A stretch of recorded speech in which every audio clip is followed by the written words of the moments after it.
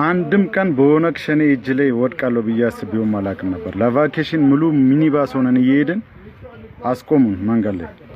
ድንብርብሬ ነው የወጣው። በህይወቴ አይቻቸው አላውቅም። ላያቸው እችላለሁ ግን በቴሌቪዥንና በፌስቡክ ነው። ወረዱ አሉን፣ ወረድን። አማራ በዚህ በኩል ይሰለፋሉ፣ ተሰለፉ። የተወሰኑት ኦሮሞ በዚህ መንገድ ይሰለፋሉ፣ ተሰለፉ። ከዛን እኔም ተንቀጨቀጭኩና እኔ በአባቴ ኦሮሞ በእናቴ አማራ ነኝ ስል አሃ አቲ ወልመካዳ ዲብልቅ ነካ አለኝ። አዎ ስለዚህ አንተ ለብቻ ተሰለፋለኝ። ለብቻ እቺ ተሰለፍኩ። ከዛን ወደ አማራዎች ሄደ። ቀድሚያ አማራዎች አለ እናንተ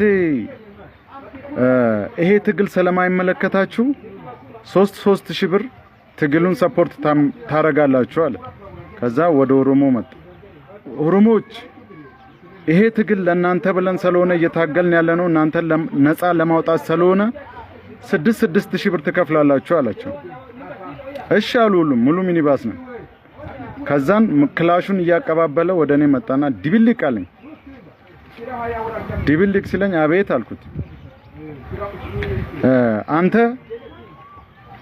በአባት 6,000 በእናት ደግሞ 3,000 ትግሉ በአንተ መንገድ ስለሚቀላቀል 9,000 ትከፍላለህ ብሎኝ አረፈው። ይኸው አሁን ራሱ እዛው አካባቢ ነው ያለሁት። መጡ እንደ አልመጡም እስኪ ያለውን ነገር ነግራቸዋለሁ። ብቻ ኤክስትራ ከዛ በላይ እንዳያስከፍሉኝና ደሞ ፋኖ እንዳይዘኝና ሌላ ደግሞ እንዳልከፍል